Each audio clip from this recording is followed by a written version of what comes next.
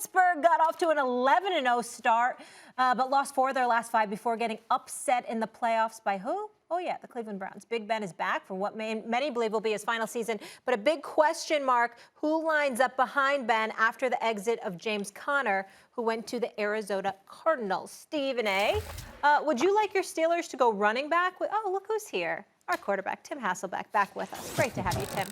I'm sorry I was so rude. Stephen A., back to you. Would you like your Steelers to go running back? Desperately. Desperately. They've had one of the worst running attacks in football the last 3 years. That's not something that's synonymous with the Pittsburgh Steelers. The reality of the situation is we judge Ben Roethlisberger, and obviously we were disappointed in how the season ended because they nosedived the last 5 or 6 weeks of the season, and we get all of that. But I remind everybody that Ben Roethlisberger was coming off of elbow surgery, obviously. This was his season back, his first season back after elbow surgery took him out pretty much the entire previous season. And so for him to come back and have to throw the football so much, you had to do so because you didn't have a running attack to rely upon. They've got receivers. You see a Juju Smith-Schuster. You see a Chase Claypool. You see a James Washington and others. And you know what their passing game brings to the table. They've got enough weapons to throw the football too. But when you talk about ball control, when you talk about taking pressure off the quarterback and all of those things, you got to be able to run the football in order to pull those things off. And that's what the Pittsburgh Steelers have been devoid of. So I think they desperately need a running back. I'm a huge fan of Najee Harris out of Alabama. I think he's an absolute stud. I don't know if he'll be there at number 24, but if he is there at number 24, you desperately need to take him. You've got an elite defense. Offensively, you got a passing attack. I know you got to build your offensive line, and I get all of that. But at number 24, is there going to be a stout offensive lineman that's going to be that much of a difference maker? I don't know that. But I know Najee Harris can be a difference maker, and that's why you take the best player in that position.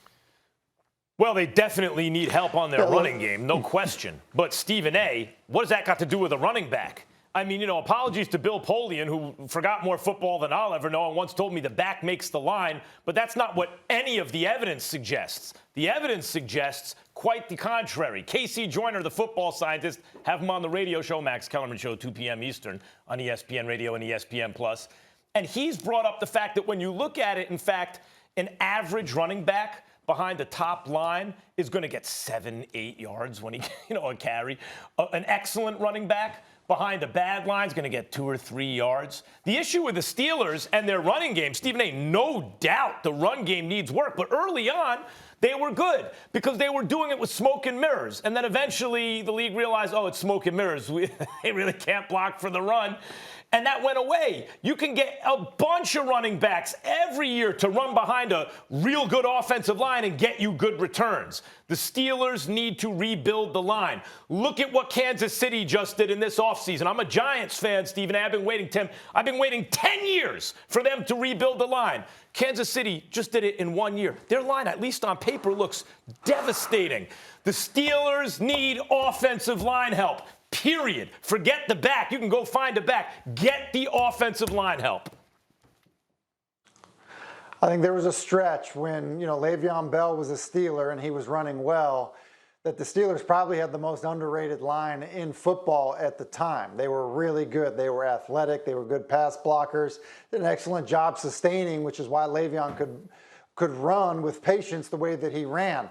Look, I'm not a huge fan of drafting running backs in the first round, not because I don't think they can help. They certainly can. They can, in many cases, become nearly half of your offense. But I think that the talent disparity from a first-round running back, to a second or third, or even some cases an undrafted running back, are not nearly as significant as an offensive tackle that you could find in the first round versus one that you find in the 5th round or the 3rd round or something like that.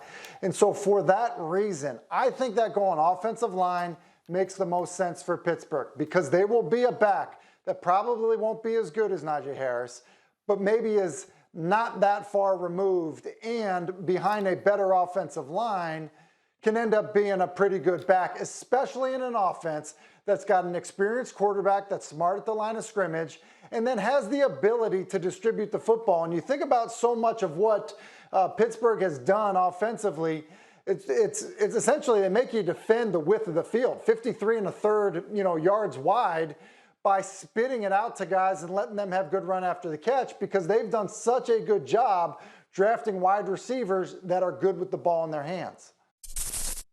Thanks for watching ESPN on YouTube. For live streaming, sports, and premium content, subscribe to ESPN+.